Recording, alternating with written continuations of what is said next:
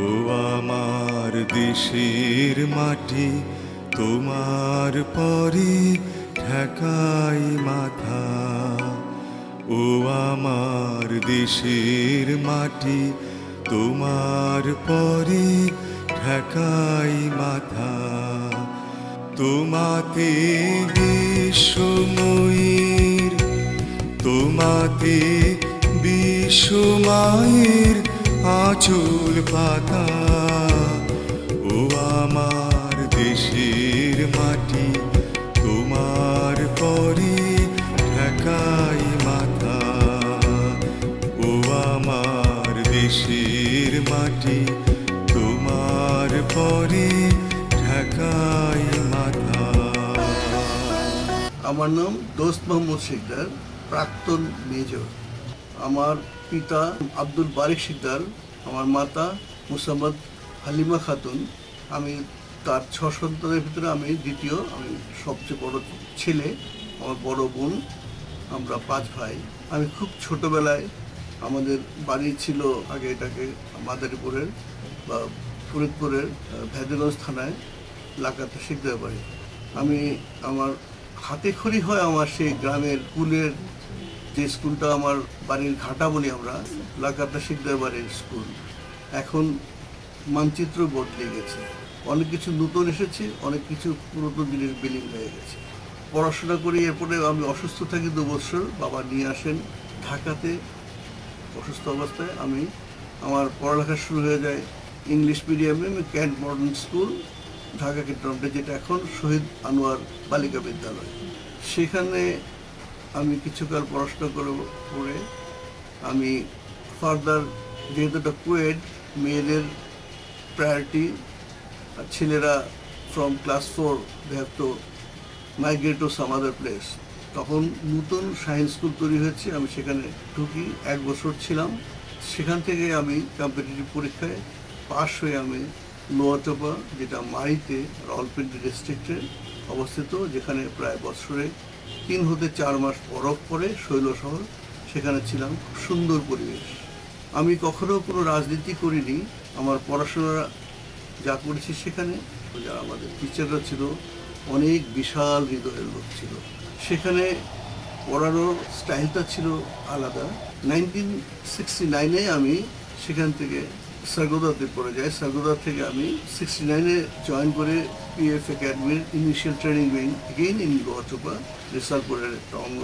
সেখানে আমি আমার 1.5 বছর যখন শেষ হয়ে যায়, তখন 71 জানুয়ারি ক্র্যাকডাউনের পরে আমাদের সমস্ত ফ্লায়ার্স, আমাদের সবাইকে, আমি জিডিপিতে ছিলাম, 33rd জিডিপি, আমাদের সবাইকে গ্রাউন্ডেড করে দিল এবং বলল আর্মিতে কমিশন নেওয়ার জন্য। হুইচ আমি বলেছি আমি বন্ড সাইন করেছি for becoming A flyer, and তারা তো রিস্ক নিতে পারে না, বাঙালিদেরকে বিশ্বাস করে না, আমি সেটাও জানি।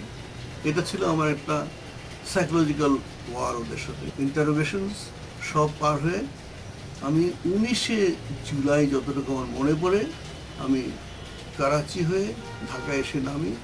তাদের প্ল্যান ছিল আমাদেরকে ক্যান্টনমেন্টে নিয়ে গিয়ে হয়তো আমাদের আরও কিছু খারাপ অবস্থা হবে। ভাগ্যবশত সেখানে ডিউটি অফিসার ছিল বাঙালি, পরবর্তী পর্যায়ে সেও মুক্তিযুদ্ধে জয়েন করেছে, আমাদের সিনিয়র ফ্লাইং অফিসার জামাল। ও বলল যে পথের থেকেই আমার যেখানে নামবো সেখানে নামিয়ে বলল যে তুমি যেখান থেকে পারো চলে যাও। নেমে গেলাম, তখন তো ঢাকা ফাঁকা।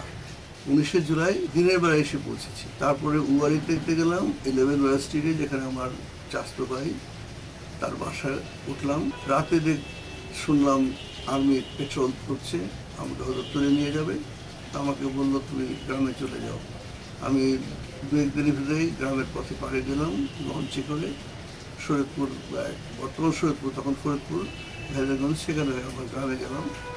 গ্রামে গিয়ে আমার বাপ মা, তাদের সন্তান, যোগ্য সন্তান পেয়ে খুব খুশি হলো। তা আমি বললাম, মা আমি কটা দিন শুধু সাথে কাটাবো, তারপর আমি চলে যাবো যুদ্ধে। তখন দেখলাম গ্রামে 2-1 যারা ট্রেন্ড হয়ে এসছে যুদ্ধক্ষেত্র থেকে, মনে হলো ইল অর্গানাইজড। তখন আমি অর্গানাইজ করলাম আমার গ্রামের, আমার বয়স্ক আমার থেকে যাদেরকে বড় ভাই রাখতাম তাদেরকে সহ নিয়ে আমি শর্টলি পদ্মা পাড়ি দিয়ে মোহনপুর হয়ে ওই গ্রুপটা নিয়ে যেদিন আমি কোনাবন বর্ডারের কাছে আসলাম একটা অ্যাম্বুশের ভিতরে পড়ে গেছিলাম। স্ক্যামেশিস চলতেছিল খুব সম্ভব। তখন ক্যাপ্টেন গাফার বা লেফটেন্যান্ট গাফার, পরবর্তী পর্যায়ে মন্ত্রী হয়েছে কর্নেল গাফার কালুঘাট, উনার একটা অ্যাম্বুশ চলতেছিল পাকিস্তানিদের উপরে। ওরা বোটে করে মেশিন গান নিয়ে ফায়ার করতেছিল। আমরা সাঁতার কেটে পার হচ্ছিলাম।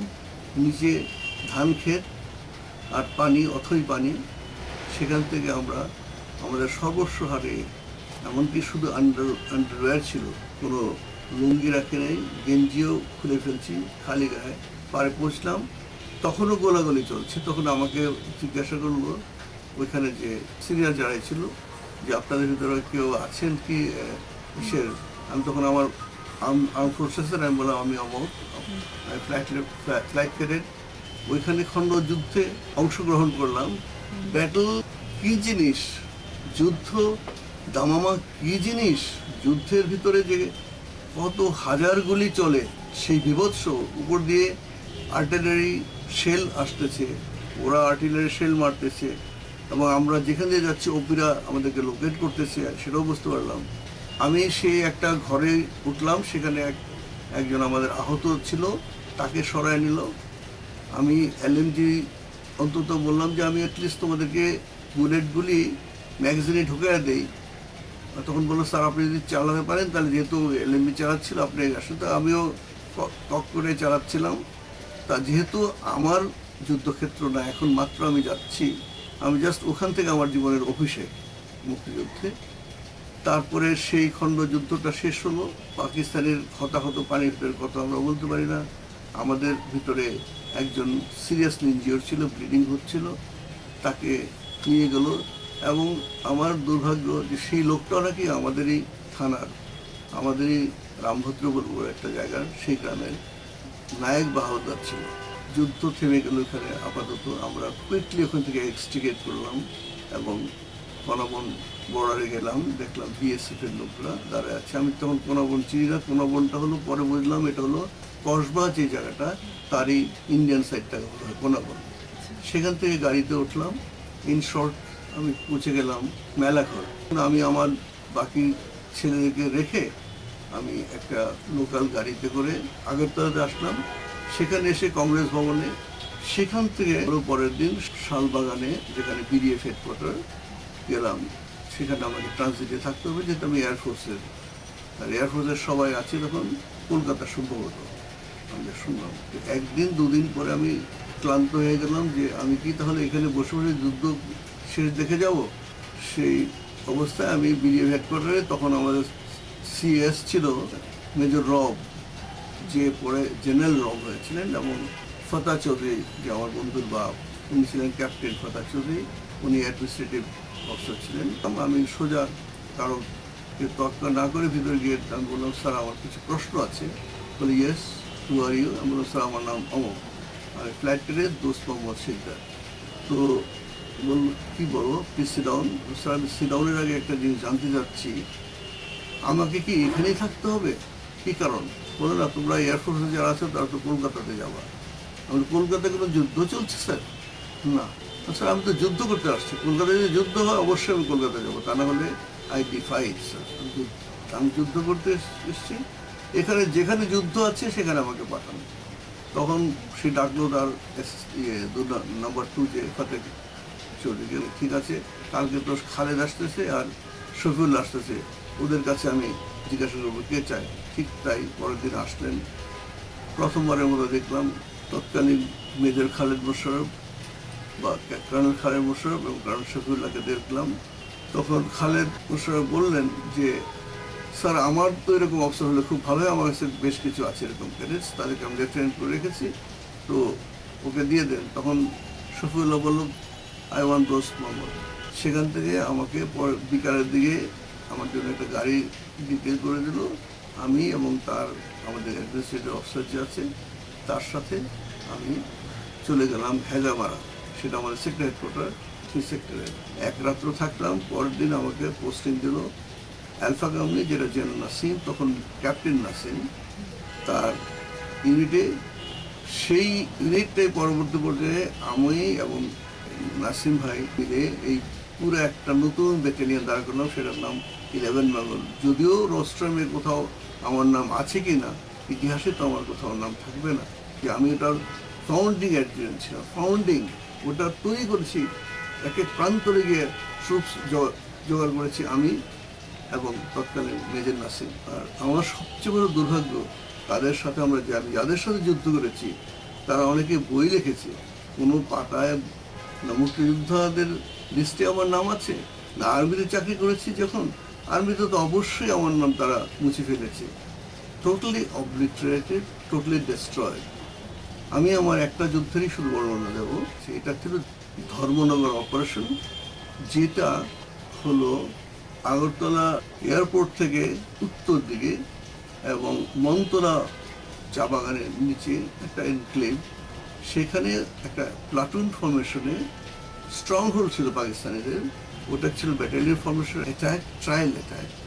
এটা ধর্মনগরে আমাদের সাথে ছিল এক কোম্পানি অফ 10 বিহার ছিল, আর ছিল 18 রাজপুর। ওদের কিন্তু এটা ব্যাটেল ইনএকুলেশন অপারেশন ছিল, আমাদের জন্য ছিল এটা জীবন মরার অপারেশন। তো আমরা গিয়ে ব্লকিং পজিশন করলাম। এই চাওয়ার আছে যেগুলি মিলিটারি টার্মিনোলজি, যে এতটার পর্যন্ত, এতটার আগে বম্বিং হবে না, এতটার পরে বম্বিং হবে।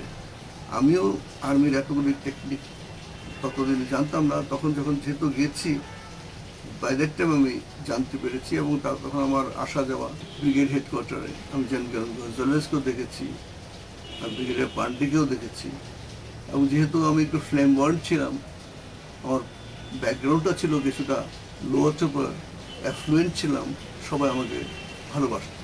সেই অপারেশনে রাত ভোর গোলাগুলি চললো। আমাদের যে ফরওয়ার্ড যারা অ্যাসল্ট করার কথা, সেখানে ছিল সুবেদ আলী ভুঁইয়া সাহেব, হেলাল মোর্শেদ ছিল। আমাদের দায়িত্ব আমরা যতটুকু ছিল পালন করেছি। সেই অপারেশনে ফলাফল ছিল যে আমরা ওইটাকে হেভি বম্বিং করা হয়েছে। ঢাকা দখল অলরেডি আমাদের কোম্পানি হেলাল মোর্শেদ যেটা মুক্ত অঞ্চল করে রেখেছিল, যে আমাদের মাঝেই অফিসারদেরকে অনেক অন্য অন্য সেক্টরে ডাক করতো যে আমি ওকে চাই। হেলাল মোর্শেদকে নিয়েছিল বেলুনি অপারেশন, যদিও সে এলাকার না, সে ছিল আমার নাম্বার 3 সেক্টরের। আমাদের ছিল তৎকালীন ক্যাপ্টেন আজিজ, পরে জেনারেল আজিজ।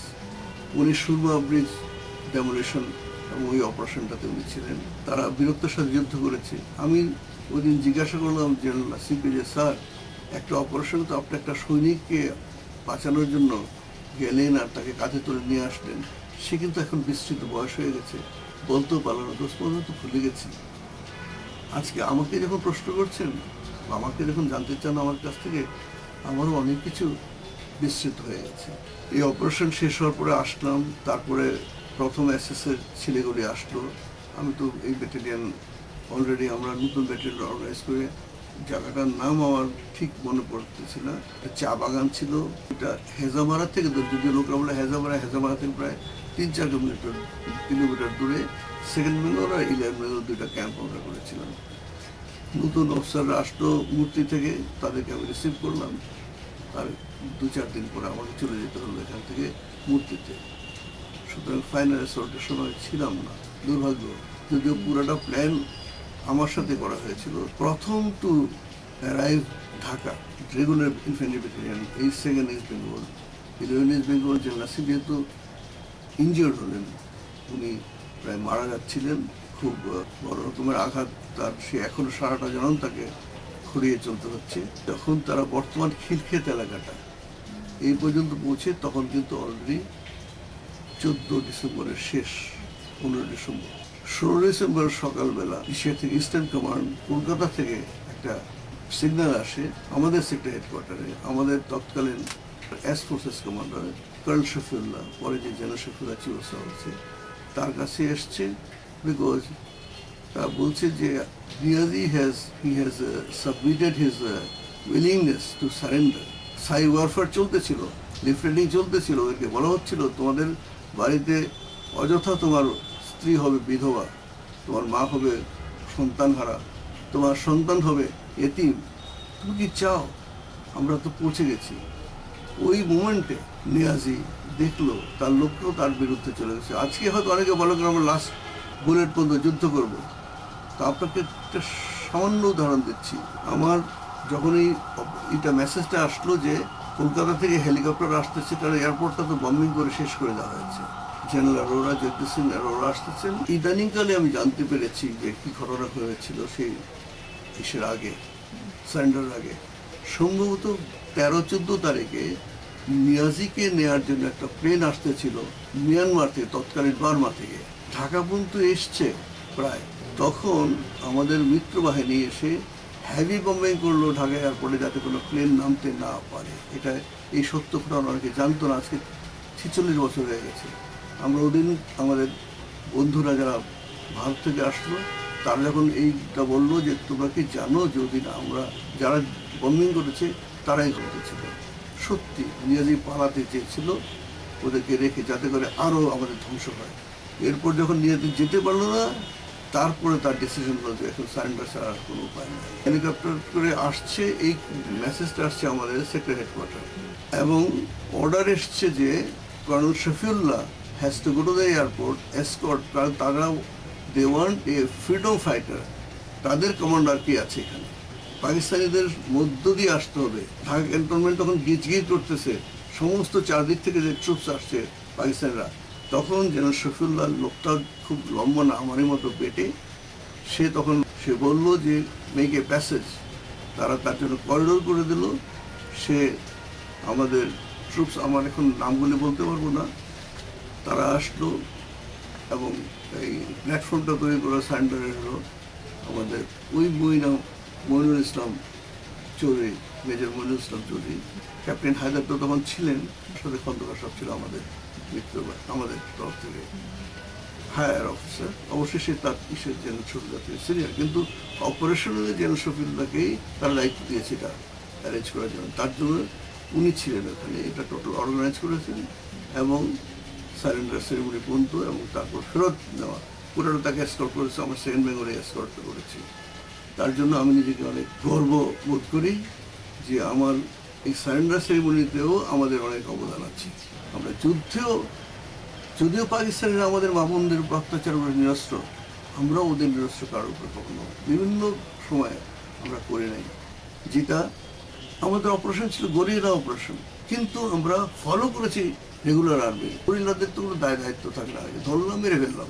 গরিলা কখনো কাউকে প্রিজনার নেয় না, কিন্তু আমরা প্রিজনার নিয়েছি। এটা আমাদের বিশাল মনের পরিচয়, আমরা কত বড়। দুনিয়ার ইতিহাসে এরকম যুদ্ধ কোথাও হয় না যে গরিলারা নিয়ে তাদেরকে নিয়ে গেছে সাথে, কারণ তোমাদের জন্য একটা ঝামেলা।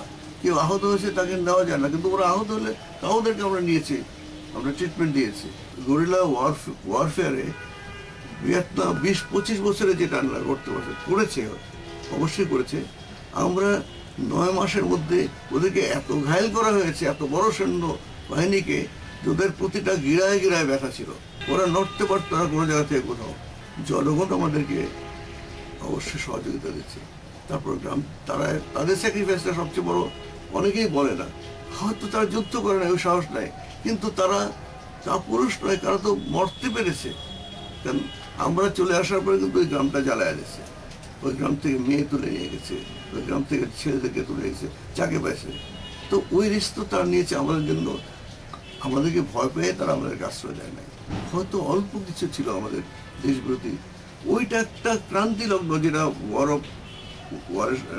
অপারেশন ওয়ারশন বলি, যে তোমার টোটাল মাস, যেখানে আমি যুদ্ধ করছি, মাস যদি তোমার পক্ষে আসে, যুদ্ধ তোমার যতই স্বল্প থাক অস্ত্র, তোমার শক্তি কম থাকলে তুমি জিতবে। 71 যুদ্ধে এটা প্রেক্ষাপট করেছে বঙ্গবন্ধু আগে। পরবর্তী পর্যায়ে আমাদের যখন এগিয়ে গেছি, আমাদের এটা ছিল যে প্রতিটা গ্রামগঞ্জে কিন্তু আমাদের পক্ষ হয়ে গেছে। কেউ হয়তো হাতে করা কিছু লোক আমাদের বিরুদ্ধে ছিল, কিন্তু মানুষ কিন্তু লুকায় লুকায় হলে, এমনকি মুসলিম লীগ করতো যারা, তারাও লুকায় লুকায় চরমপত্র শুনতো। কবে এটা চরম অবস্থায় আসে, কবে আমরা মুক্ত পাই এদের কাছ থেকে। তারপর আমার জীবনে তো যবনিকা পতন হলো, 75-এ খুনিরা এখন বঙ্গবন্ধুকে হত্যা করলো, আমাকে টাচ দেওয়া হলো, বঙ্গভবন দখল বলবো না, নিয়ন্ত্রণে আনা। ব্রিগেডিয়ার খালেদ মোশাররফ, যাকে পরে জেনারেল বানানো হয়েছিল, উনি চেয়েছিলেন যে দেশে সুশৃঙ্খলতা আসে আর খন্দকার পানিশমেন্ট পাক। আর যেটা পলিটিক্স যেটা করেছে সেটা তার ব্যাপার। আমাকে জিয়া হত্যার সাথে আমার তো 10 বছর সশ্রম কারাদণ্ড দিয়েছিল, পরে এটা কমিউট করেছি। চেয়েছিল আমাকে ফাঁসি দিতে, প্রেসিডেন্ট দিয়েছিল আমাদের মার্শাল কোর্টের প্রেসিডেন্ট, যে সে আমাকে ফাঁসি চেয়েছিল। পরবর্তী পর্যায়ে ইন্টারন্যাশনাল প্রেশারের উপরে তারা আমাকে ছেড়ে দিয়েছে। আমার জীবনের সবচেয়ে বড় প্রাপ্তি, অল্প সময়ের জন্য ছিলাম তাও আমি পেয়েছি। 1000 বছরে বারবার যদি জন্মাই, যেটা আমাদের ধর্মে নাই, তারপর যেটা বলে যে কয়েক শত জন্ম একটা মুক্তিযুদ্ধ পাওয়া যায় না। আমি একটা কথা বলতে চাই, আমাদের যারা যোদ্ধা তারা কিন্তু ছিল যারা সাহসিকতার সাথে যুদ্ধ করেছেন। দুর্ভাগ্যবশত তারা খুব অনেক শিক্ষিত ছিল না, তাদের ওই লেখার বা কিছু প্রকাশ করার অত ভালো জ্ঞান ছিল না, সুতরাং ওটা অব্যক্ত অজানা রয়ে যাচ্ছে। আমরা কিন্তু তাদেরকে মনে রাখি না।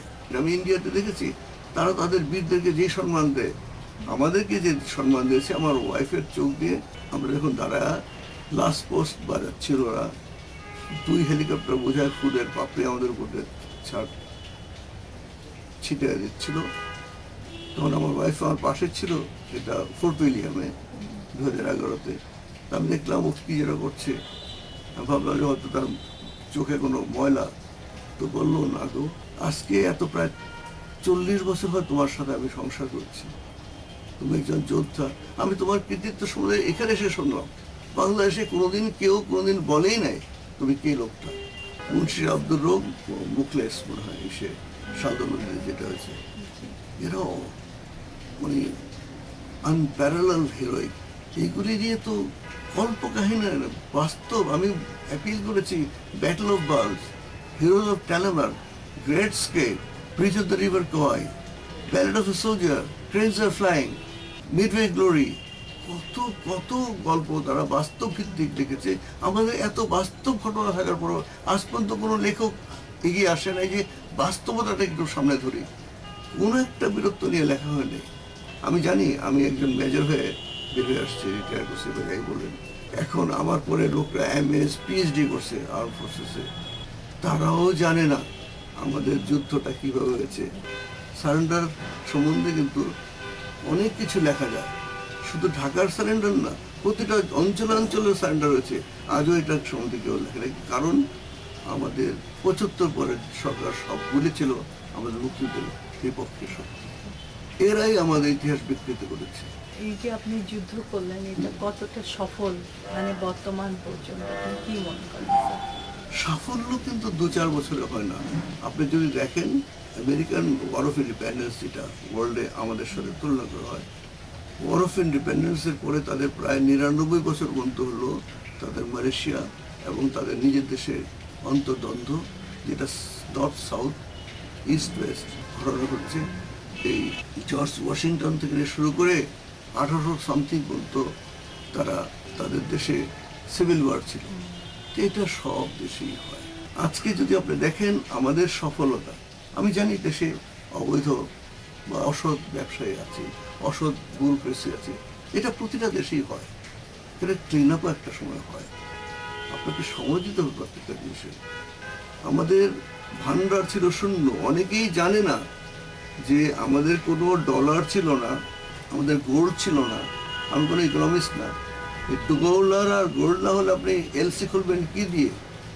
আপনি মাল আনবেন বিদেশ থেকে কি দিয়ে?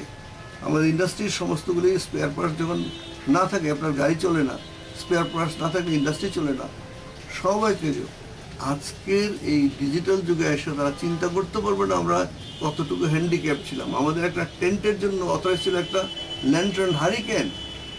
সেখান থেকে শুরু আমাদের অর্থনীতির কথা বললাম, আমরা শূন্যর থেকে শুরু করলো আমাদের সরকার।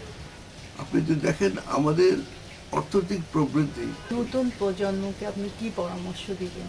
নতুন প্রজন্মের কথা হলো যে মাদককে যেরকম আপনারা বলেন না বলতে, শুধু একটা বছর করাপশনকে না বলেন, দেখেন কত সুপারফ্লুয়াস টাকা বাংলাদেশে হয়। একটার বছরে আমার পদ্মা ব্রিজ, এই ব্রিজ যত কিছু আছে তার থেকে অনেক বেশি হলো ঘুষ খায়, স্মাগলাররা স্মাগলিং করে। আপনি স্মাগলিং এদেরকে বলে যে বাবা তুমি পরে করো, আপাতত তোর দেশটাকে আমরা গড়ি, তারপর যদি আপনি যে বলেন 40 দিন ভালো থাকলে আর মানুষ খারাপ হতে পারে না।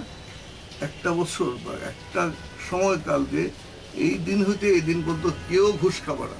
আর সবচেয়ে বড় খারাপ জিনিসটা হচ্ছে এখন যেটা আমি অ্যাডমিনিস্ট্রেশন দেখেছি, procrastination biggest crime in the world, যেটাকে দীর্ঘসূত্রিতা। আপনি ডিসিশন দিবেন না, কথা আছে ইফ ইউ ক্যানট জাস্ট, এটা সংসদে বিল পাস করতে পারে যে একটা ফাইল যাবে অমুকের কাছে, সে যদি ডিসিশন না দিতে পারে then he has to tell the reason. তার ঊর্ধ্বতন কর্পোরেট যদি বলে reason not satisfactory, he loses the job, simple. লাইনে বহু কেস চলে আসতেছে, তারপরে দেখা যাচ্ছে টাকার বিনিময়ে কাউকে দিল কাউকে দিল। স্ট্রং আইন কিছু কালের জন্য, আমি আশাবাদী দেশ একদিন কিন্তু আমরা আসবো ভালো জায়গায়। তুমি মিশেছ মোর দেহের শানে, তুমি মিলেছ মোর প্রাণে মনে, মিশেছ মোর দেহের শানে, তুমি মিলেছ মোর প্রাণে মনে, তোমার ওই শ্যামল বরণ কোমল মূর্তি মর্মে গাথা, ও আমার দেশের মাটি তোমার পরে ঠেকাই মাথা।